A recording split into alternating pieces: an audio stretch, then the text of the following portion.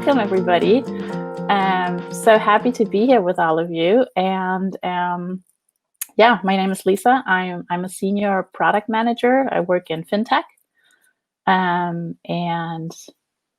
I think facilitation is basically a superpower. So this is why I want to talk to you about it today. What is facilitation? What does it mean? How can we become good facilitators? And just literally give you a bunch of little tools you can use starting, well, maybe not today because you're here at the conference, but starting the next time you're in the office or working with clients or anything like that. Yeah. All right, let's see if my screen share, if everything works here. Perfect. Cool. So what is facilitation? The definition that you can find online is that it is the designing and running of successful meetings and workshops in organizational settings. Okay, I mean, that already gives you a bit of an idea, right? I hope. So what does that really mean? Like, what is your role as a facilitator then?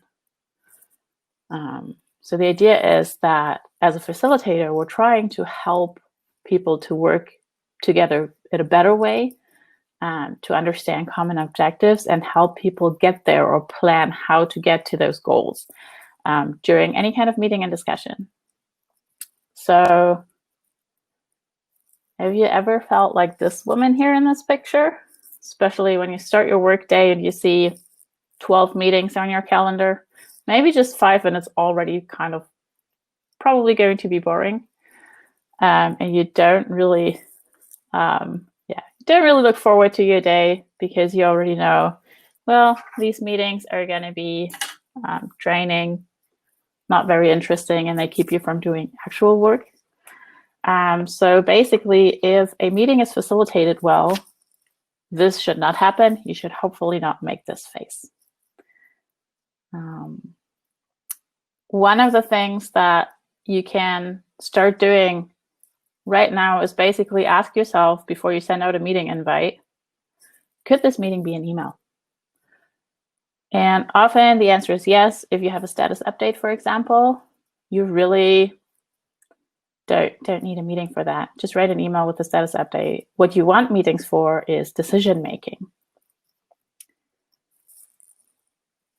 And to make good decisions, these are a few questions that you could ask yourself. How can I help people work better together? How can I understand the common goal?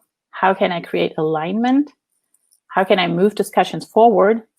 And how can I set up people for success? Because every time you run a meeting, you are the facilitator. If you know, like if you think about it and actively facilitate or not, you are the facilitator. And I think we all have meetings. If you work with a team, you might have meetings with them. If you work freelance with clients, you'll have meetings with them. So there's a lot of opportunities to be a good facilitator and also try things out. My personal view on facilitation is that it is applied empathy and conversation. So what do I mean with that? It sounds a bit esoteric, I guess. But the idea is that if you're a good facilitator, you bring 2 things to the table. One is you have empathy and try to understand the people in the room. Sometimes it's referred to as reading the room to really understand where everyone's at. And conversation is a specific type of communication. And it's important that we have conversations in meetings because that's 2-sided or multi-sided conversation. And only that really gives us what we need to make great decisions. So now this was like a bunch of like kind of high level things. So let's try to get a bit more into the applicable stuff for you. And before we do that, I would just like to let you know that you can ask questions anytime. And I have prepared a tool called Mural. Maybe some of you already know it. I have a link that I will drop in the chat now. And basically what you can do in there is write down the questions. You can put little sticky notes on this online whiteboard because it is a great tool for online facilitation. So I thought maybe we can just try it out together. So there is a section at the top of this specific mural that is called networking. If you want to, you can just drop your LinkedIn profile in there and then connect with other participants from the specific session if you're interested. And then there's a second section that is titled questions. So feel free to write down your questions in there. You can, if you cannot access the mural or you don't want to put your questions there, feel free to use the chat. But what we want to do later is I'll add some notes about the answers so that that link will just be there for you forever. So you can actually look back at the notes of the questions later on if you're interested. Cool. Let me see if like at least a few people. Yeah, I see a bunch of people coming in there, moving around as anonymous animals. So yeah, feel free to just drop a bit of information about yourself in there, your LinkedIn profile. If you copy the link just directly on the canvas, it'll just automatically load a preview. And so you can get to know each other a little bit. And because we have a bit of a longer session, we will have some time to then kind of have more of a conversational style part in the second half. Cool. And then we'll answer the questions then. All right. So let's get back into a bit more facilitation. What can you, or what should be things you should keep in mind to be a good facilitator? One of them is to stay neutral. And if you work with a team that you usually work with and you facilitate a session for them, that can be really hard to stay neutral because you are most likely also involved in the topics they talk about. You're likely to have opinions on the things that they talk about. In my team at the moment, for example, when facilitating retrospectives, we take turns because nobody can stay neutral and should always be the one facilitating. But by taking turns, we give everyone the chance to participate fully and be the facilitator once every 2 weeks. So that's a cool way. You can also prepare for this. So I'm more the person that likes to kind of wing it. I've done a lot of facilitation. I've run a lot of workshops and design sprints. So I feel quite comfortable doing that. If you don't feel that confident yet, you can prepare responses for certain things as well. Like when you know, oh, if someone says this or that thing or something along those lines, this will trigger me in a way. Learn to manage your own responses and yeah, even prepare answers if that helps you and makes you feel more secure. Then you also want to show confidence. And that is probably one of the few times where I'd say fake it till you make it. If you don't feel fully confident, that is totally okay. It's exciting to stand in front of a room full of people and kind of guide them and tell them what to do in a way. But your team will look to you for trust in the process, for confidence in that the right goals will be worked on, for energy as well. So by just being like positive and confident, you can affect everyone in the group. And it shows when you have someone who's very negative about everything, it will also affect the whole group. So just be confident and like let people know, hey, this is okay. By feeling comfortable, certain things, if it's like a very new way of working that you're not used to, you can feel uncomfortable and that's okay. But be kind of the rock for the people to show them, hey, you might be uncomfortable, but it's okay. This will work. This is a good way to approach this problem. And one of those things where you, I don't know, maybe this is a given for some people. I had to learn this. Be yourself. I have gotten feedback in the past where people told me, you're a bit too girly. That doesn't really come across as professional enough. And personally, I like to be, well, I don't know if I'm funny, but I like to try to make jokes. Let's leave it at that. That's my personal style. This does not mean that making jokes makes you a better or worse facilitator. It just means this is me. This is something that I like to do. And that helps me connect with the people I talk to in the conversations I have.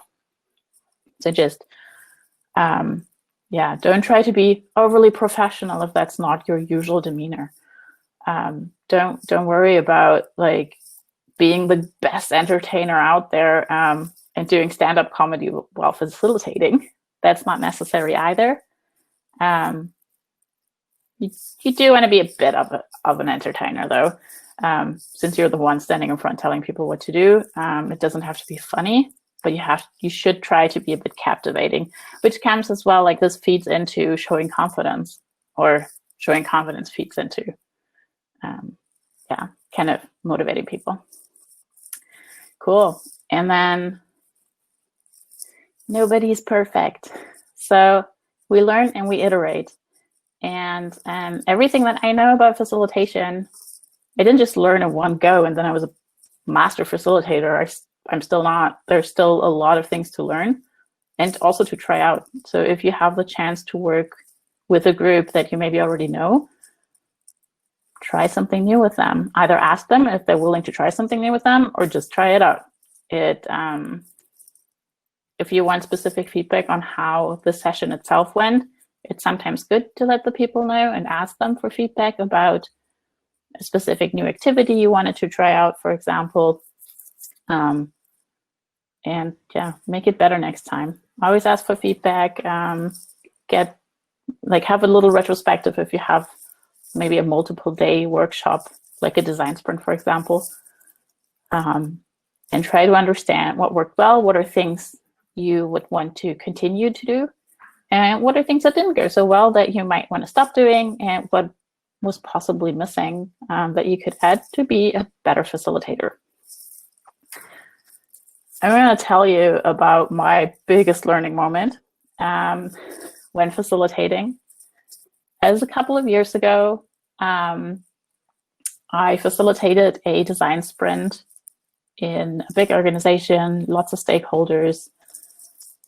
Lots of things went wrong. It was my first time facilitating a whole design sprint. For those of you who don't know what that is, it's a design thinking based 5-day workshop process where you start off with a problem space, you come up with a bunch of ideas, you create a prototype, and then you test it with users. So it was a big thing. It was my first time doing a full complete design sprint. I was quite nervous. I had prepared everything meticulously. And then it was the first day of the sprint and everything was okay.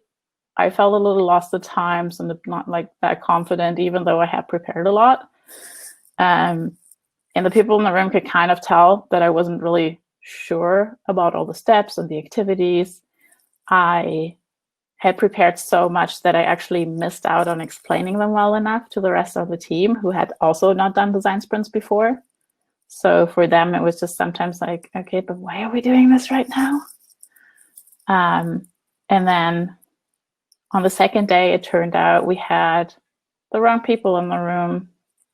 So we weren't like that well prepared after all.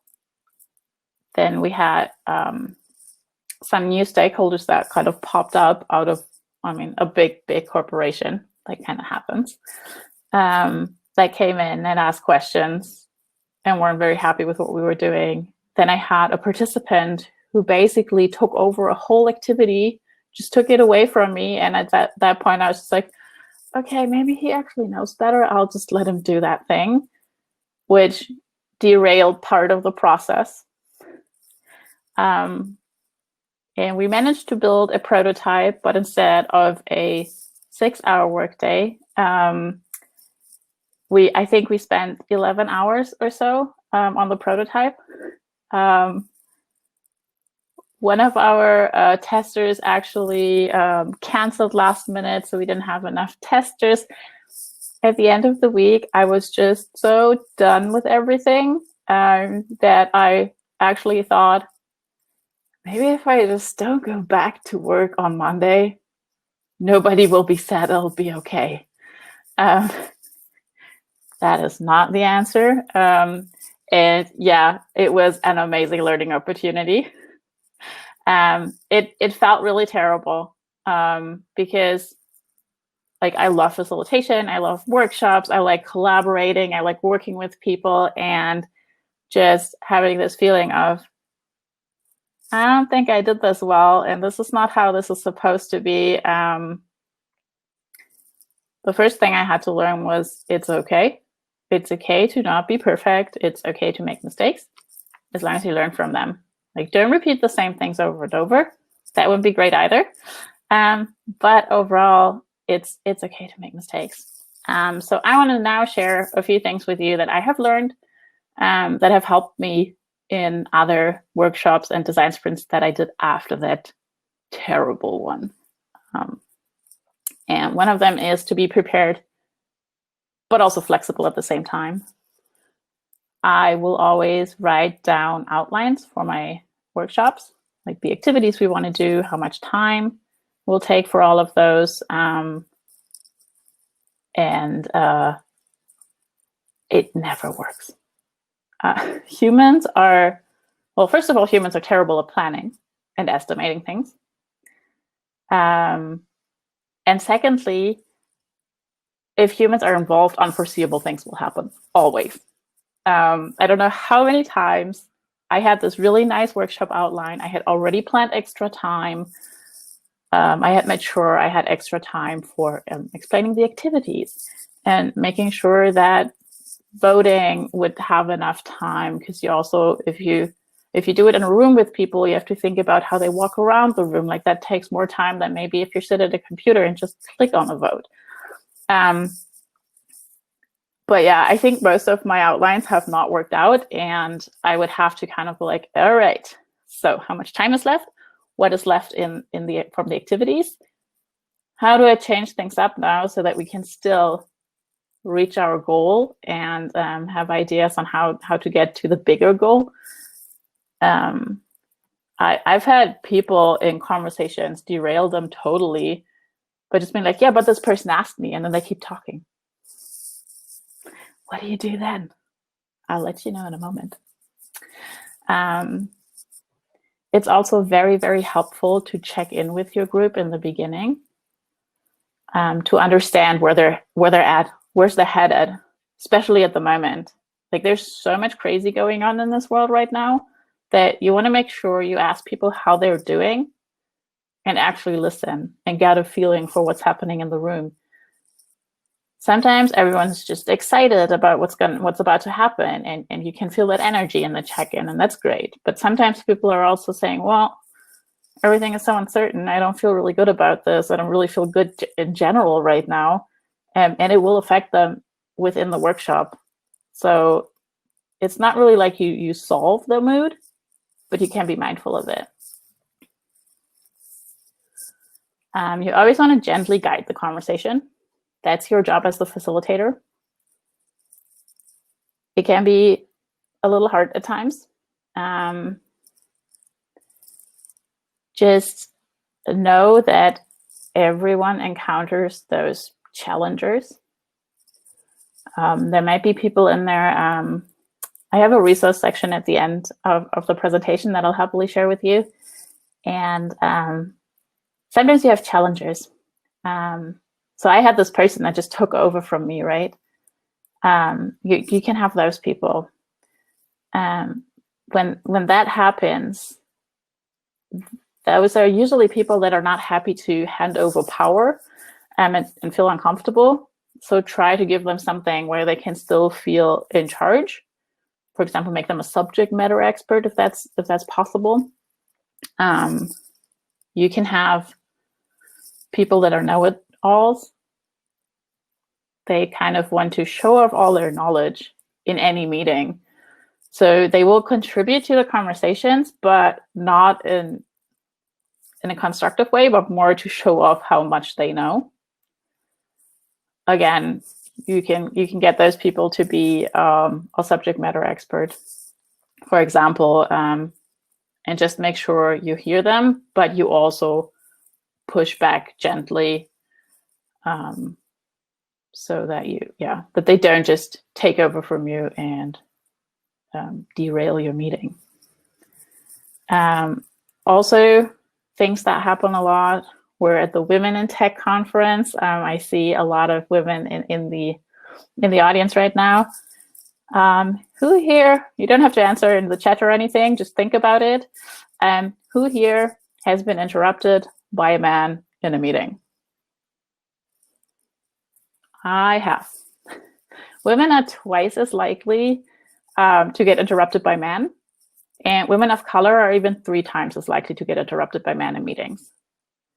If you're the facilitator, this is something you can look out for, and you can be an ally. There's also these men that interrupt you, and then they will just say exactly what you just said and present it as their own idea. So annoying.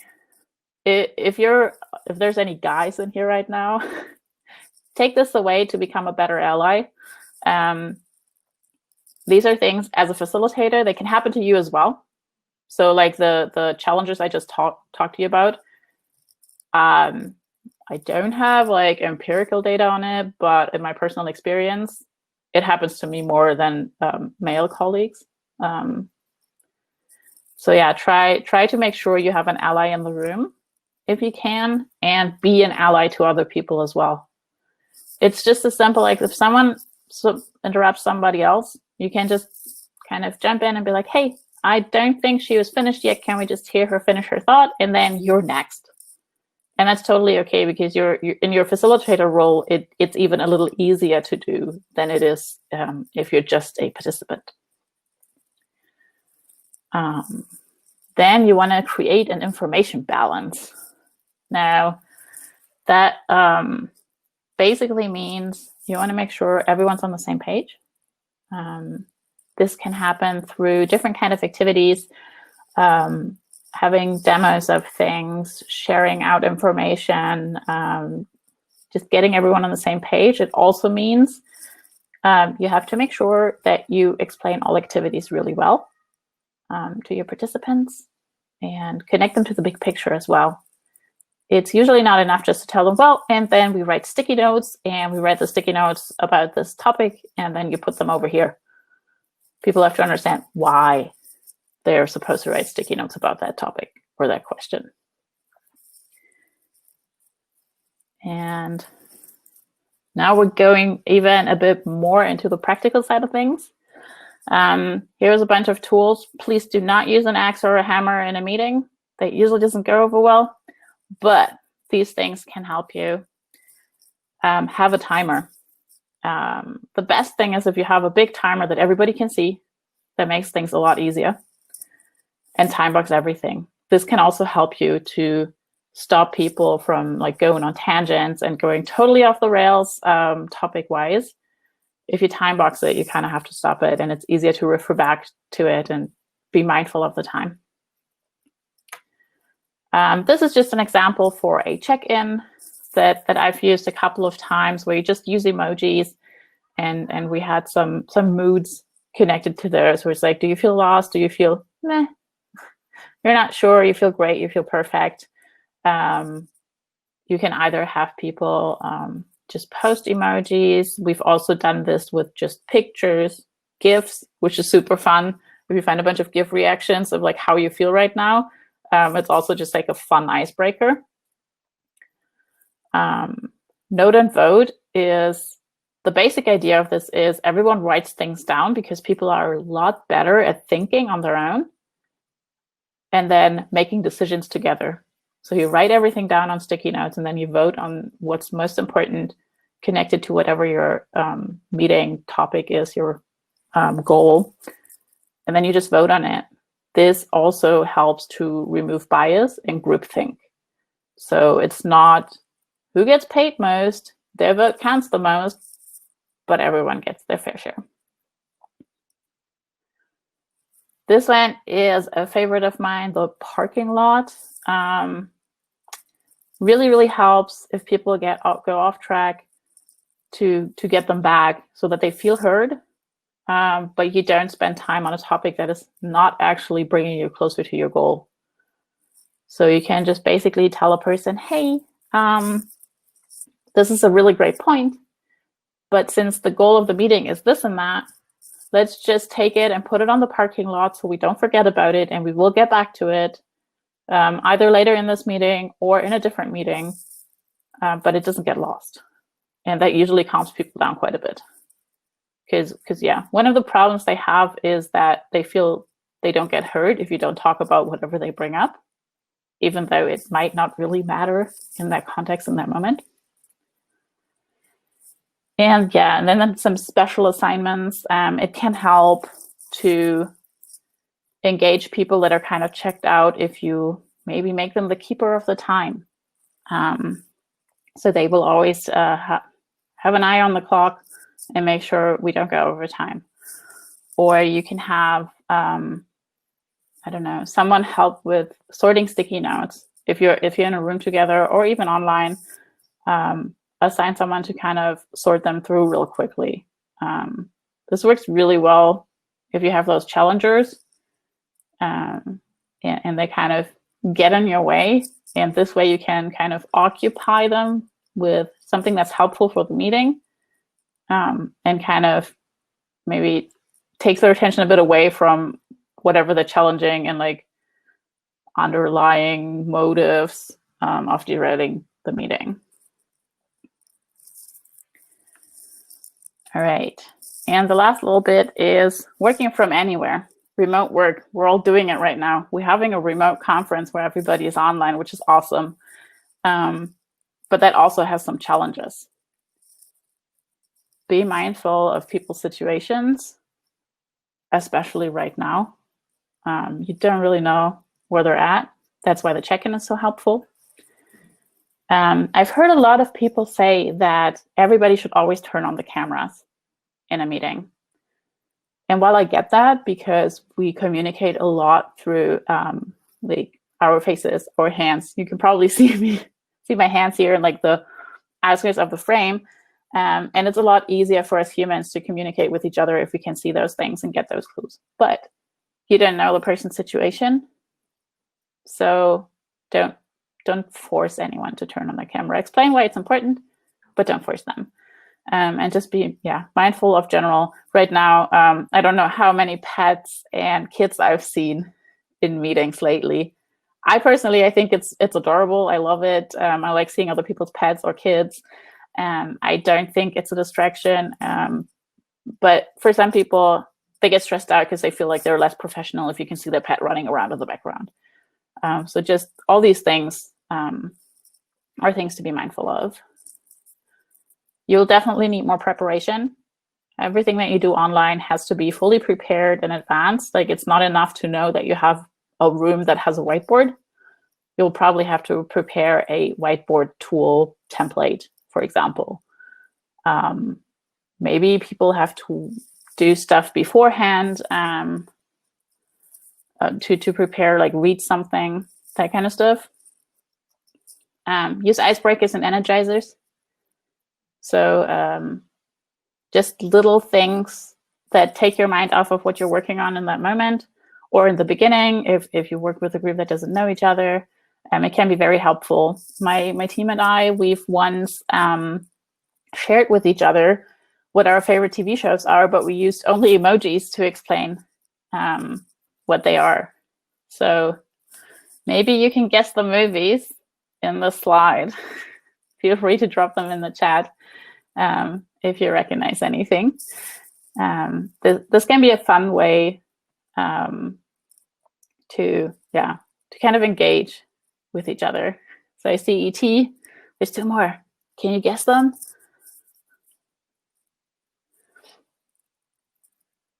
Yes, Finding Nemo and Sharknado. Cool. So we actually ended up using the same idea from the icebreaker in our Slack. And we had this thread where we basically said, if you guess the movie, you can put the next movie in there. And we had, I think 150 messages of people guessing and posting movies in emojis. It's really, really fun. This is something that's not necessarily facilitation. That was just fun at work. But since everyone's working from home, I can definitely recommend it. Yeah, combine online and offline work. Take breaks and have fun. Because anything like all kinds of remote and like Zoom meetings or just generally video chat meetings, they're more exhausting than real meetings. So also be mindful of that. If you would have a 2-hour workshop in real life, maybe you can have some activities be done offline and then have only an hour workshop online where everyone is there at the same time.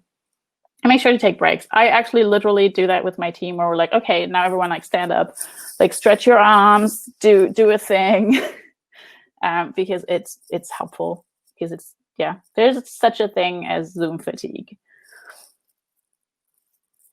And that is the stuff I wanted to talk about.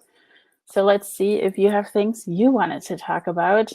I saw some questions in the chat, and I will look at the mural board if we have some questions there as well. Cool. So should the facilitator be different from the major decision maker? The example here is, if you're the head of a committee, should you be the one facilitating the meeting? Generally, I would say no, because how are you going to stay neutral if you're the main decision maker? That's probably not going to work. If I have things with my team that I directly work with about the product that I work on, it depends a little bit on what it is, but I sometimes get other people, external people, to help facilitate so that I can fully participate as well. Does that answer your question?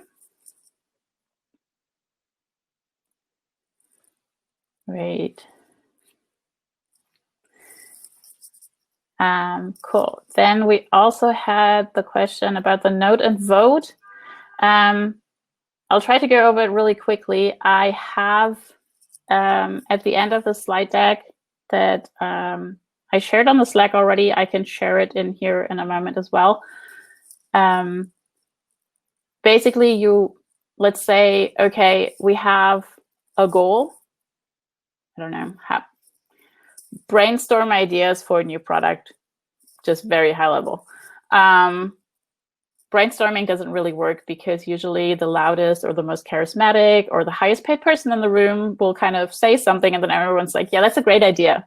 So you lose out on a lot of ideas. If you use Note and Vote, you ask everyone to write down their ideas on a sticky note or online in a tool like Mural on a sticky note, 1 idea per sticky note. And you just write down as many as you can. And then afterwards, you put those up for everyone to see, and then you can cluster them. Sometimes 2 people will have the same idea. And then you vote which of the ideas you should pursue or use for your next step if you have like a bunch of different activities follow each other. And by that, you have a decision made by the group through the voting without discussing it too much and having voices drowned out or like, I don't know, more introverted people not actually be heard and those kinds of things. That's why it's really helpful. If you look for Note and Vote on Google, you'll find a bunch of articles about it. It was originally invented by Google Ventures and Jake Knapp. He was the inventor of the design sprint, which uses this methodology a lot. Very, very helpful. I use this in most of my meetings, and it's so helpful. All right. Got 5 minutes left. Are there any different principles for online meetings? Yeah, I talked about a few of those. Maybe one of the things is like if you do something online, there's a lot more distractions. So if you do a workshop in person, you can have a no device rule, which is obviously not possible if you are online. what I like to do is ask all the participants to just turn off all of their other apps, especially email, Slack, those kinds of things, because you'll see something pop up on the corner of your screen and then you get distracted. So that is definitely helpful. At the end of the day, people will get distracted. Try to make sure you can find and like kind of see what's happening if people share their videos. And sometimes it's okay to just call someone out and be like, hey, what's up? Sometimes that doesn't really work. You kind of have to try to get a feeling for the people. A private chat message might work well with someone. That kind of depends. Yeah. And other than that, all of your communication has to be like 10 times more intentional. Like you have to be very sure to explain everything really, really well. Say the same things over and over again, even though you think, pretty sure everyone heard me. But you know, that last person did actually just read their email and they didn't hear you, so they don't know what's happening next. And that's okay, but kind of plan for it. And I think in the chat, I saw a question about my favorite energizer. My favorite energizer is pretty silly. And I wasn't sure if it would work online, but it kind of did, which is basically paper, scissors, rock. Or I think, I don't know, in German, the order of the things is different than in English. But anyways, but you do it with your full body, which obviously when you're online, full body doesn't work. It's great for being in a room, because if you have to, I don't know, crouch down on the floor to be a rock, or make like a gigantic scissors, it helps you because you have to move around and you have a bit of competition in there, and people have to play in groups, so they kind of get to interact with each other. So it has a lot of components. And yeah, you can do it online. You don't use that much of your body because you only have like that little frame that you're in, but it's really fun. Cool. All right, we got 2 minutes left. Feel free to drop your LinkedIn into the chat here if you want to, or also in the mural board that I had shared, and I will share out the slides. Maybe let me just stop my screen share, and then I can quickly grab the, I can quickly grab the URL for you. And at the end, there's 3 slides that have additional options for check-ins, for example, for icebreakers, for energizers. So there's a bunch of links at the end of that where you can find more ideas. And also feel free to reach out to me on LinkedIn, connect with me there, message me if you want to, if you have other questions, if you need some ideas and inspiration, I'm happy to help. Cool. Well, thanks everybody, and enjoy your lunch if you're in the same time zone as me.